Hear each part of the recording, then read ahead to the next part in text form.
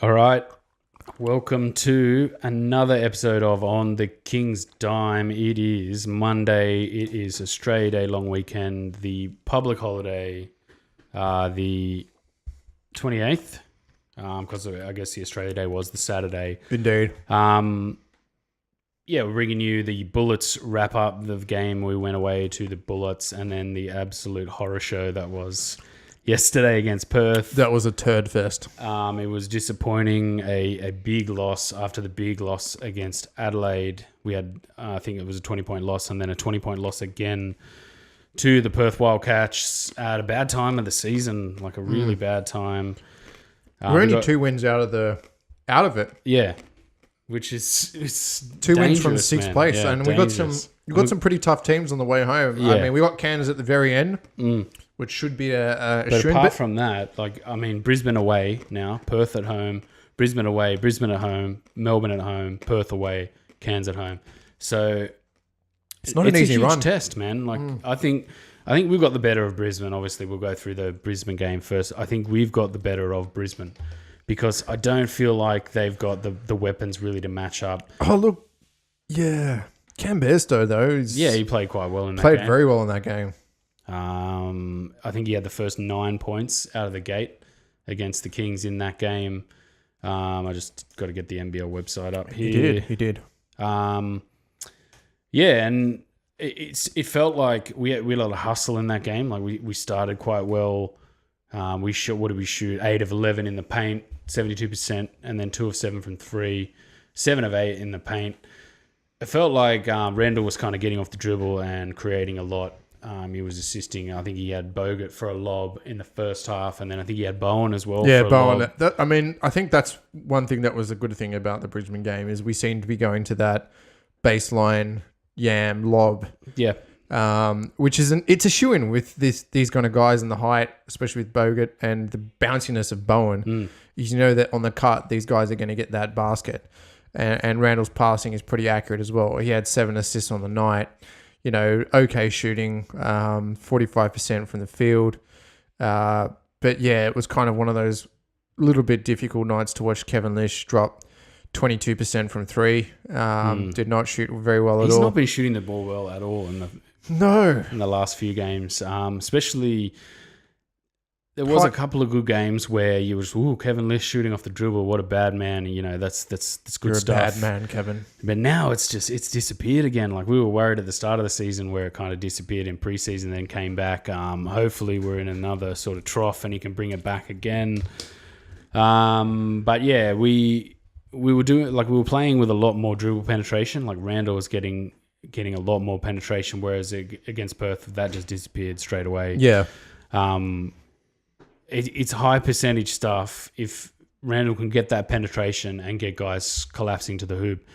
David Ware, I think, also had a dunk quite early on. Yes. Or a layup or a dunk or something like that. Streaky dunk. That's the most important part of our game. He's been playing a lot better. Yeah, I think he has. I think he's found his role in this team. I think maybe even so much that we play a little bit too much kick it when Kickett's not playing very well, and we should actually be getting David Ware out there a bit more because he's a lot quicker. We play these really slow lineups, and we just get blasted. Yeah, it's weird. Kickett, although 6 of 6 from the field in this game, this was Kickett's, the return of the 3 ball for Kickett. Yes, this was the return of Kickett. That's straight on threes. He's knocking that down again, which was good. He had 17 points. Bogut had 20 points. Randall 15. Kevin Lish still had 12 points, but I just... You know, Brad Newley, 9 points. He had 5 steals, so defensively he was pretty good. Bogut, again, 4 blocks. I'm not sure. Like, I don't know whether this team, like, it feels like they're trying to pace themselves, trying to execute things, but there's no free-flowingness that comes out of these games. Like, we have a game or two where, it's free-flowing, it looks good. Everyone's playing really well downhill, and then it just kind of grinds to a halt again. And then stops. Hey Ben, guess how many offensive boards we had this game? None. None. First team to win a game, I believe, in NBL history. None. Having 0 offensive rebounds. It is this, how much did Brisbane had? 15. Yeah. So it's the part of our game which is destroying us. I think so. Yeah. That we are not able to get into the paint. I mean, that's always going to happen with Bogut facilitating high at the elbow on us getting offensive boards, but on defense, we crowd. Yeah. Like there's 3 guys within a foot of Bogut. Just get out of his way and start patrolling the lanes because you know these guys are going to jack up shots and they're going to get long rebounds. Like that's where our guard should be. Yeah. Is patrolling the lanes outside that. And it's second chance points. Mr. Statsman over here, he's got some pretty exclusive stats for y'all. Yeah. I've got some stats that'll blow your mind. So, I was looking at the plus minus and I tallied up all the real plus minus from every game. And it was interesting to see that our bench, Kyle Adnam specifically, is a minus 45 for the season. Kickett's plus 26, and then Bowen's a minus 54 on the season. So they're scoring points against our bench, basically. And Pinot's minus 27. Deng Deng plus 13, not too bad. And then Ray Turner's minus 5. He hasn't been here long. He hasn't been here long. But, I mean, I'm actually surprised Pinot was not worse. But Bowen is just like... Yeah, they score a lot of points against our second unit. And it still points to team cohesion. Yeah. I'm not sure because in this game, like later down the stretch of this game, there was a bit of like Bogut went up for a rebound and then Deng Deng went up for the rebound as well, and the ball kind of like skittled out. And Bogut like was giving him some like no you do this, you stand here. And I was just thinking, man, like you grab boards. Are you just here to grab boards? Sort of was my thought on that. Yeah. Like if he's there and he's gonna like if Deng Deng's there and he's gonna grab a board, like let the guy grab the board. Don't just try and hoover up. Yeah. So I wonder if it's a team specific. Bogut just grabs as many boards as possible, and then you kind of you deduce out of that. Oh, no wonder. Like then there's some body problems. Like nobody bodied that guy out, therefore Bogut didn't get the rebound because the ball bounced off. I'm not sure if that's like that feels like maybe Bogut just wants rebounds for stats, but I'm not 100% sure. Yeah, but I think he's above that. But after seeing that, like seeing him have a go at Deng Deng, I was like, mate, really? I think he had to go specifically that time because there was no defenders around and Bogut seemed to be under the basket. I think if, they're both going for a ball that's 3 feet outside the small circle and, someone knocks it out because they're both going, that's fair enough. But I think that in that instance that maybe it was Bogut's rebound. But I think Deng Deng just like, I want to do something. Yeah. I want to do something in my court time, Yeah. Because he can rebound the ball. And he's mainly kind of playing at the 3. Like, he's not playing power forward. I think he's a little bit too small to play power forward. But I think it's team-oriented, man. Like, it's not these guys don't know how to rebound or individually they're not good enough to rebound. I think you've got the premier rebounder in Bogut. Yeah. And then you just let the guy grab boards and you make sure you pick up your man and you box guys out. And it looks like some guys don't do that. Then you obviously get the 3 ball that bounces out to like the elbow and you get a lot of rebounds that way because the guards don't collapse. I don't know how to fix it. Like looking at it. I'm not going, there's this problem, that problem, you need to fix this problem, sort this out. That's obvious. These are the obvious parts. Like it seems balls bounce certain ways sometimes, and it seems like Bogut sometimes hoovers up boards, and then sometimes he doesn't. Yeah. And then in this game, obviously, look, we had 31 rebounds in this game, where Newley had 5, Randall had 5, Ware had 5, Kickett had 3 rebounds. So I don't like it's a team thing. Like you've got to know. I noticed Ware's kind of doing it a little bit more. Looking for a guy box out. I noticed Lish under the basket does a little bit more. Look for your guy box out. You've just got to keep working on that and make sure those sorts of things happen because teams are going to look at that and keep crashing the boards against us. Your little man's going off. That's good. Little man firecrackering. So Brisbane shot 6 of 10 in the first quarter, 3 of 7 from 3, 9 of 17 from the field. Second quarter, we had 7 of 11, 1 of 3 from 3, 8 of 14 from the field, which wasn't too bad. I believe I didn't write down the scores, but we went in, I think we were up by 2 or up by 3 at halftime. Yeah, and Lamar Patterson had 19 points in the first half, and the fact that we kept him to 2 points in the second half was a big... Well, that's unbelievable because I think he didn't have a point in the first 8 minutes or 7 minutes. But then he just exploded. And he exploded. Look, defensively, we were a lot better in this game. I felt like we were trying to execute defensively, like really focus on the defensive end, try and make things happen. Brad Newley played quite well on the defensive end, but it never feels like it's a sustainable meal. Like you're not sitting down to a meal that's going to fill you up. It always feels like it's a sugar hit. Yeah. And something's around the Something's corner. about to. But that's also hustle. Like it's application and hustle. And obviously I don't feel like at all this year we've responded to adversity by going application and hustle. Let's really dig in, boys. Well, let's lock down. It's just like, oh, okay, this is happening. I think it has a lot to do with what Andrew Gaze. Oh, he's really going off. Little firecracker. Yeah, that's good. I think what Andrew Gaze is just like, okay, we've got our minutes preset before the game. You're coming in with 2 minutes to go. It's not responding to the right situation. It's not pulling guys out. It's not giving Bogut the breaks at the right time. It's not, getting the matchups specifically right. Maybe Adnam, put into the game with the wrong lineups. Like you can't put him in with Kickett. I think that they clash. Kickett's very slow. Adnam's fast. You want him in. Put Deng in. Yeah. Put Deng in. Get the fast ball. Get the transition game going with Brad Newley. But it seems to be like, okay, Adnam's coming on Kickett's on at the same time. Well, it's too conflicting because Adnam's breaking down and he's got to wait for this guy to streak up the back and shoot up a three or get into post Kickett if he's not shooting the ball well, and the play completely breaks down. So I think it's our matchups, it's our lineups. They're not quite right. I think Gaze has got to tweak them a little bit more. It's good to see that they pretty much neutralized Kadee in this game. He was completely useless.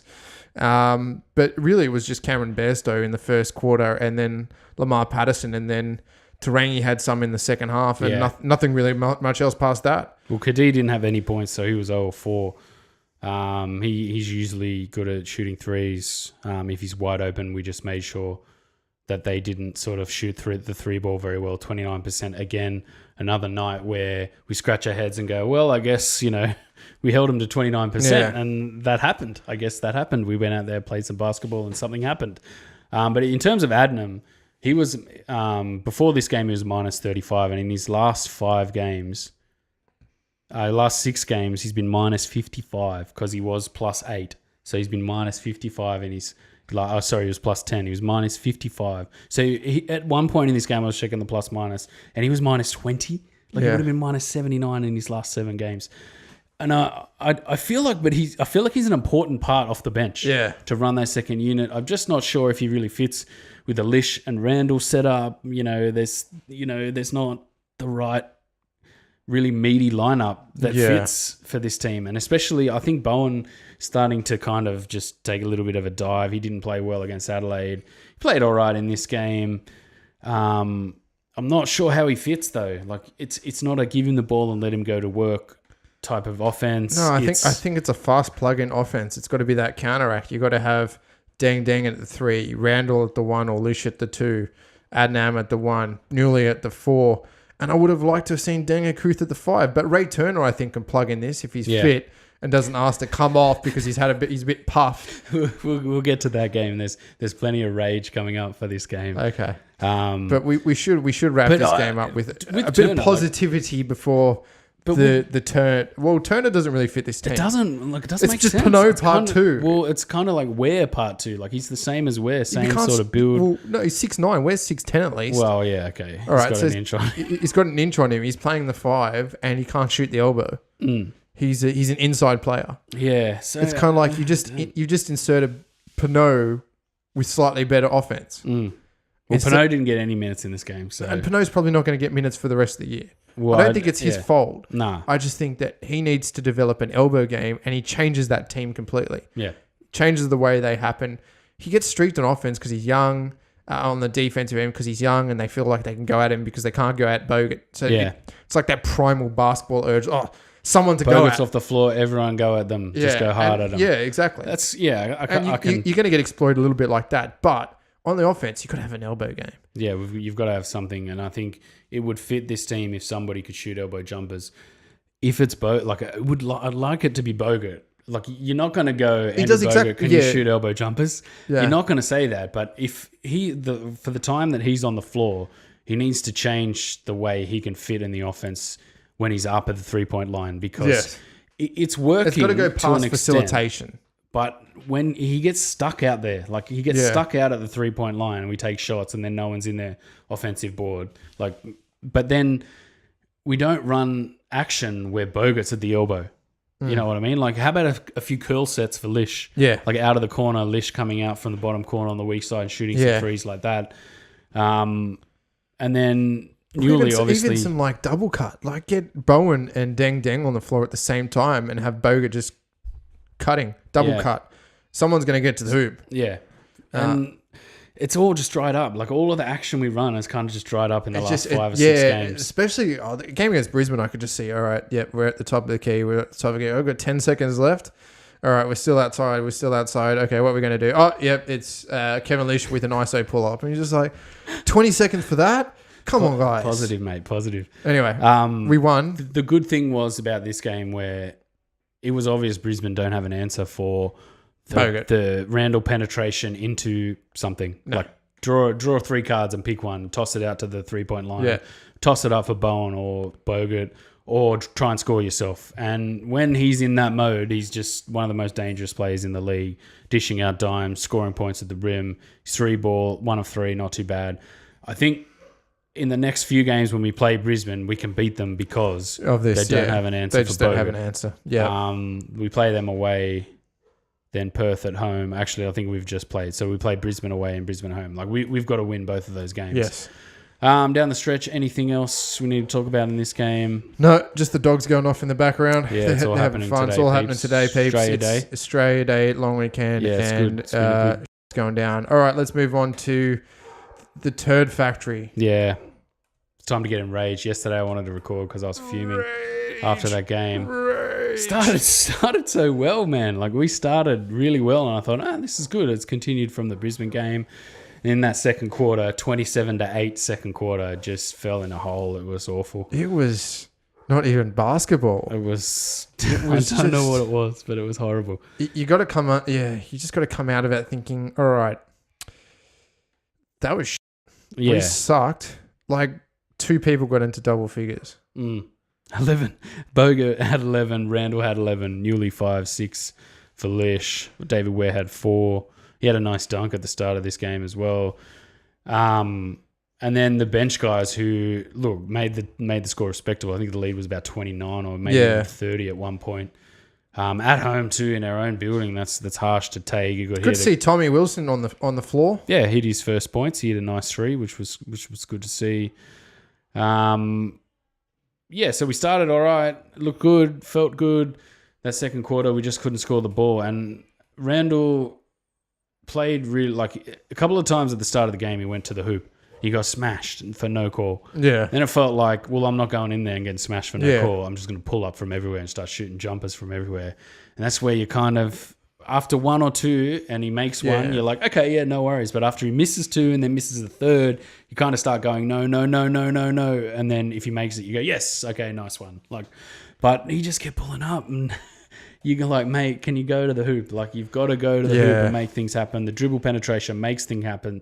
It makes them respect you at least. Yeah, and you eventually are going to get calls. But I just thought that after getting no calls twice, he's just like, I'm not doing that then. Yeah. Like, I'm just going to get train wrecked and get no calls. Perth, obviously, they played really well. Like, hats off to them. Good on them. Steindl off the bench. Steindl shot lights out. 6 of 10. He was just... that same play, that Reddick curl, basically out of the corner. This is where I want to see Lish getting that curl off the weak side. Or even Adnam. I mean, Adnam can shoot like that as well. He's got a good 3 shot. Curl it around Bogut or curl off Ware or even Bowen, come more to the, the high screen. And if you don't want to shoot, then at least you have a lane open for someone to cut because you've taken the play around the high screen. Yep. And he didn't play very well in this game either, Mr. Bowen. No points. Grabbed 3 boards. Yeah, he's not been playing extremely well the last week or 2, actually. Turner came into the game and he dribbled the ball off his foot out over the baseline of his foot. There was just it was just that game where comical. I was sitting there, see clowns run around, sitting there watching it like this, just going, like, what is happening? Like, what is this? Like, usually, I just don't understand why they've plugged someone who is Pinot with a little bit more inside game into a team where we didn't want that. that needs shot And then we had a blocking and guy rim who'd been protection. there since preseason, who played preseason and was a rim protector, and we're just like, nah, man, you're just... Yeah, too young and too raw. We don't want you on this team. It's a bit bizarre. And the fatigue thing was a bit weird as well. Where It's like, I'm tired coming off. I have to come out. It's like, man, like you get your big shot in the NBL, and it's like, run yourself into the ground. Like, we're losing here. Like, but it was still good to see the bench at least put up a bit of a fight. I mean, small consolation that, they did keep it respectable. And Yes. Because at one stage it just looked like, we're down 30. Ooh. Yeah, and it ended up being 20. I think we got it back to about 17 or 18. And you thought, 6 minutes, maybe we might come back into the... Nah. We've never looked like we're going to come back, but we've always looked like we're going to lose the lead. Yeah, fully. Like, it never looks like we can get momentum, especially in our own building. Like, we can't seem to get momentum in our own building. Doesn't make sense to me. But if I'm the starting five in this game, like, they got yanked and sat there and had to watch that. Like, do you feel like there's consequences to that? Like, I don't think there's any consequences. Like, all right, boys. All right, better luck next time. Come on, boys. What a shame. Let's try and be better next time. But for me, like, did I text you and I was like, these guys need a whack? Like, like, what are you doing, guys? Just need a mouthful of a dish. Yeah, and a lot of people go back to Gaze and go, Gaze can't coach him. Gaze is rubbish. Look, Gaze can coach. I have I didn't think he could coach, but I think there's a lot of plays. I think the players need to take it on to themselves. I think he has the wrong plugins though. He plugs in the wrong people at the wrong time. Just to the base, it's just like, okay, it's 8 minutes in the first quarter. This is what my rotation notes say. This is how we're going to play it. No, that's not it. Let's go to small ball quick while they're tired, while they've got their bench players on. Get Deng at the 3, Bowen at the 4, Pinot at the 5. Get a small fast ball lineup going who can stretch the floor. And, you get Bowen in the corner or Adnam and Randall to in the inside, because at least your defenders can trail and run the floor. But if you go kick it, Adnam's already halfway down the court before Kickett's even made 2 steps. Like, they're slow. And Randall's a little bit... Sometimes in the first unit, Randall's a little bit like he just rushes out. Yes, and then you're just like, I've got no one. I'm going to throw it there. And the 2-3 zone, like I texted you, somebody needs to... How do you beat a 2-3 zone? Yeah, you need to send that link to Gaze and just go, mate, can we work on some stuff? And part of that is beating the other team down the floor, not letting them get set. And in this game, Randall a lot of the time would like rush out and then stop. And then let everyone get set, and it's like they'd get into the 2-3 zone, and it's like here we go, stagnant offense again. I'm not. It doesn't like. It feels like about 40% Gaze isn't coaching them on the right stuff, right? But at the same time, like the players as a group, when they're playing in these situations where they need to up their tempo, need to individually be able to work that out on the court. Like Gaze can't do anything about that. And it feels like that's a big part of why where this team falls in a hole. It's like Gaze can't do anything. Like it just seems like hustle, like effort on the boards.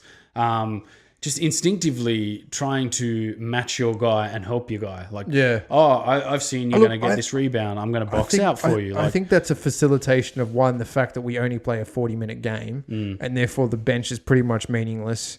They're just in there to stem whatever flow they get, not get their plug in right. Yeah. So you're not even coaching for a bench rotation, really. You're just coaching how do I plug these guys in to make these guys have 2-minute rest. That's all it is.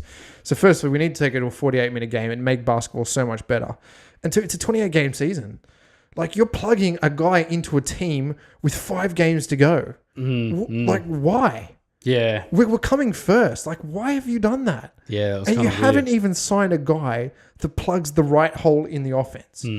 Because Pinot, all right, he gets a little bit stretched defensively, but we know why. Because Bogut's off the floor, we're just going to go at him. He does all right. Like sometimes you're like, Pinot, but hey, what? Plug Bowen in there. Plug Kickett in there. Plug Ware in there. As a coach, like it transcends what's happening in the game.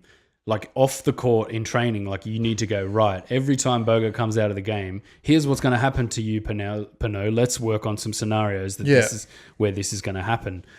So that's where I think some of it I think is Gaze, because some of the high level stuff we do is really good, but then some of the effort translations don't work. Yeah. And you can go back as a coach and go, oh, right, I can see where these effort things don't match up to what we're trying to do. And work on that. But it doesn't, it feels like the same things just keep happening over and over again. And I was watching this game just going, I've never seen us play so sloppy. Yeah. Really just drop tools. It's 18 points, drop tools, everyone, it's over. Like, and they need a whack because of that. Like the starters need to like whack. And part of why people are upset about Gaze's body language, about his coaching. His hands in his head. You can't do that at a home game. 20 minutes. I felt for him, man. I was sitting there going, I'm doing that myself. Like, yeah, but we're the fans. Like, you do not see any NBA professional coaches when they're down 40. They're just like, all right, let's plug this guy in. Let's do that. Let's, all right. And they're out there talking. There's never, oh, no. Oh, no. Pinon, no. Man, how old are you? This isn't professional. I was feeling the exact same way. Yeah, because we can feel that because we're the fans. You can't do that when you've got if he's not swearing in coach's corner, he's got his head in his hands in the middle of the game. Your players will respond to that. How are your players ever going to know they're going to get a boot up the bum if you've got your head in your hands? Oh, he's given up. Sweet. Well, we're out, boys. We're just going to save ourselves for next game. Well, in this game, they need a boot. Like, this game needed, these guys need a kick. Like, you need to have a good hard think about what just happened in this game. But at the same time, it's like, is Gaze the one that should be delivering that because of what's happening and how he's coaching the team? I think they need to be It's all a bit like happy. Oh, it happened. Like, it's all right. Don't worry. We'll work on it. And then that's happened 3 or 4 times this season where he's come out and sort of gone, oh, that happened, but, we'll work on it. And it's like, the same stuff keeps happening. Like, you're not working on it. Like, hang on, you're not really working on this sort of stuff. Yeah, I don't know. It's just, that was horrible. Like, it transcended the coaching, the way that they were playing, the effort, the hustle, into just a sloppy bag of manure, basically. Yeah. As well, like, the first time probably this season where I've sat there and gone, even when they tried to get something going, they couldn't get anything going. Yeah, like, you have those games, and Perth played relatively well, but it was the fact that, all right, we've gone to trash minutes with half the game left.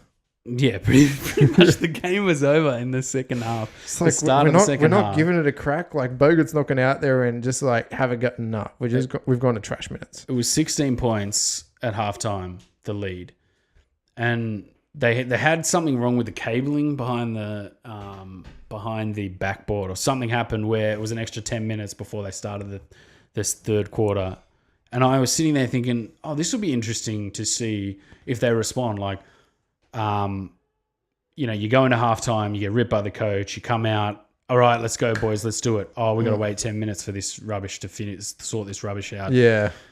Good old professionalism from the NBA. Well, I was thinking this will be interesting to see if if they respond to this, and then they just didn't. And then it was just like, game over. Like, they needed a 5 to 7 point run. They got an 8 point run at the start of the fourth. There's not that hustle guy, that insert hustle guy. Nah. And Turner's, I guess, supposed to be that guy, but just like, hey man, I'm tired. Can I come off? Yeah. Well, he does all right around the rim, and it's like, what else? Like, it doesn't fit the structure and what's happening. Like, it's just like, you got 28 games. Why are you bringing out this guy who's been with you since preseason for a dude that hasn't actually played professional basketball before? He's 29. It was weird, but it was good to see Wilson get his like, I mean, we've got to see more of Tommy Wilson. He's 6'4". Like, he's a good sized guard, especially in fast lineups where you want to plug a bit of size into it as well.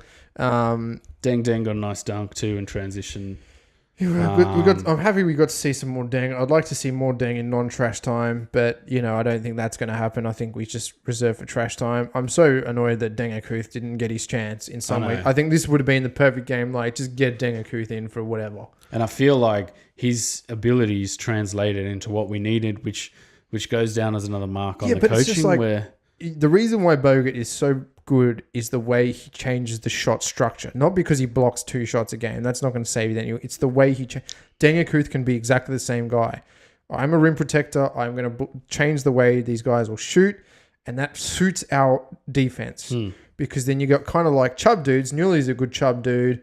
Dave Ware's a big guy that can get in there and box out and get those rebounds. You don't necessarily need Deng Akuth, but he will just change the trajectory of the shot. It's a like for like. Even Kick It, although he's a 6'10", sort of almost a center that can shoot, like he has to act like that chub guy because he doesn't have the hustle and the speed and of a shot blocker. So but it He can dunk though. We have seen him dunk. have seen him dunk. One dunk. That was a good dunk too. It was. So there was a lot of they tossed the ball in, and then all their three bigs. I think what did they have? Steindl was Wagstaff, Nick Kay obviously just torched us. Angus Brandt, and then there was another one who I can't think of who it was. They would just dump off of the rim or turn at the elbow and then get an easy sort of look like off of one step with nobody in the paint. It's kind of like the funneling stuff works, but when the funneling stuff doesn't work, it just collapses on itself and makes it even worse because we don't go, oh, the funneling stuff's not working. Let's crowd the lane and sort this out by getting bodies in at around 7 feet where we know the guys drive, pass it off, and then another action that just finds a guy wide open on the other side. We just go to the same sort of thing, and then you can't even whinge about the refs. I think the game was lost before the bad refereeing. Was there any bad refereeing? But it was just there was some bad stuff in the Bullets game. There was Bogut blocked this shot that was like this far away, and they called it like a goaltend. Oh yeah, that was like, and they showed the replay, and he blocked it like about that far from the board. Like I was like, how did you miss that? That's horrible. Yeah, it's because they're horrible. Couple of bad charge calls in this game. There was Turner absolutely smashed a bloke. Like just came down low, just went straight into him, and then went up, laid it in. But yeah, I don't think it's where we can test inside. The bad refereeing starts to happen because they can't match up the consistency at both ends. Yeah. But it's in these teams where Adelaide and now Perth have just noticed, if you play three bigs that can all do three things inside, and you play them about 6 feet from the hoop, we just toss it around 6 feet from the hoop and we get buckets all night. Because they've only got one shot block, and if you avoid that one shot blocker, then they don't contest or do anything else. So... And then Greg Hire off the bench. I call him Coates Hire. It was good. I was hoping he had more an impact to the game so we could talk about him. Nope. But Nick Kay, he played really well. Hats off to him. Fantastic performance. He was just shooting jumpers, shooting from everywhere, getting to the hoop. I think he almost had a double-double. Oh, he did have a double-double. Almost had a triple-double. Look, where do we go from here? Well, we go for two wins, I think, against Brisbane. Let's move on to the preview of next week. Next round, I should say, is we got Brisbane away Friday night, February 1st. That is going to be a good one. And again, we got them at home on Sunday. So if we pick up these two wins, I think we're guaranteed a top spot here. I think we could probably pick up these two, take the win at Cairns, hopefully, and if we're lucky, you get another win. That'll get us to the finals. I just don't know what we're going to do. We don't seem to be able to beat the top two teams consistently in Perth and Melbourne. We have yet to beat Melbourne. Obviously, that's going to be a bit of hard work. But we got to try and avoid the season sweep. So there's a lot to play for. You know what I mean? There's a lot to play. I mean, there's the finals. We're not guaranteed. We're not guaranteed the finals. So there's a hell of a lot to play for. But we've got to start by doing this against Brisbane and doing it well and figure out how we're going to plug some lineups against Brisbane. Yeah, we can't take anything for granted. That's the real worry because it feels like the original Perth game that we won late, like everything that we tried down the end of that game to change a game worked. Yeah. And it was great. It kept rolling. But sometimes in these games, when we try and change a game, it doesn't work. And then it just becomes, whatever. We're out. See you later. Have a good audio, but that's all right. We'll fix that up. That's all right. So... this is a team where I'll be very wary of. We can win these games. It's like you're gonna have to switch on for it. But I think Brisbane playing a series home and away. I'd like to think we can get both games, but I don't know if anything's possible anymore. And then there's something to play for in that Melbourne game. There is. We definitely should we have to beat them. Yes. But I'm still wary, man. I'm wary of this team where it's like you have to try. Yeah, we'll try, boss. No worries. And then you just think, no, they didn't take that in. They're just gonna rock up on the day and be like, yeah, we'll have a crack. And then Like, we need to win one out of these two, and then hopefully we beat Melbourne and then Perth again away. That's going to be a massive game because it's going to be a real test of how we're going to go into the postseason. Well, this is the end. We've got 3 weeks left. Yeah. 3 weeks.